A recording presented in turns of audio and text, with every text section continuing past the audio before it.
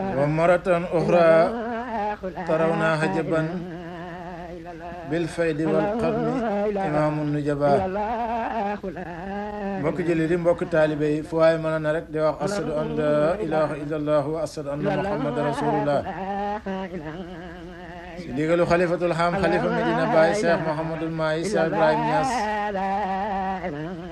ndigalu imam ratib imam bu Medina Baye Cheikh Tidiane Alioune Cissé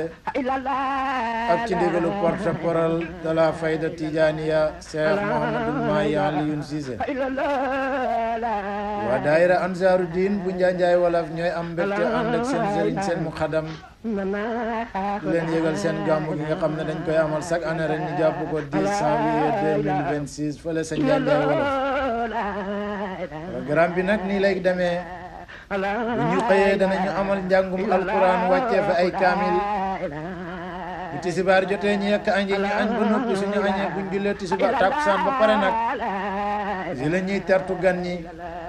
buñ demee ba guddi gi commencé sori si la ñuy ànd ak sikarkat yi tuddkati yàlla yu mag yi nga xam ne mooy Cheikh Babacar Dramé ànd ceeg doomi ndeyam sakirkat bu mag boobu nga xam ne mooy Cheikh Baye Diagne waaye dëgg buñ demee ba guddi gi sori danañ ci ànd ak sirakat bu mag boobu nga xam ne fu mu mos a toog nga dégg Baye fu mu mos a toog nga dégg yonent yàlla Muhammad sallallahu alayhi wa sallam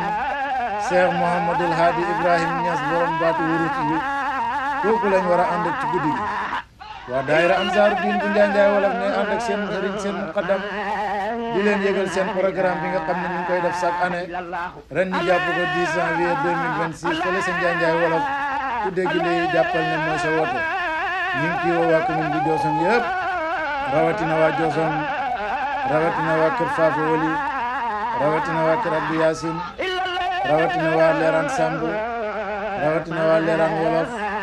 rawatina waa Ndorong rawatina waa Ndorong Séeréer rawatina waa Kër Abdou Yacine rawatina waa Kër Birane Koroja rawatina waa Kër Fafa Wali rawatina waa Diossone ku dégg lii jàppal ne mooy sa woote. Assalaamu aleykum wa rahmatullahi taala wa barakaatuh.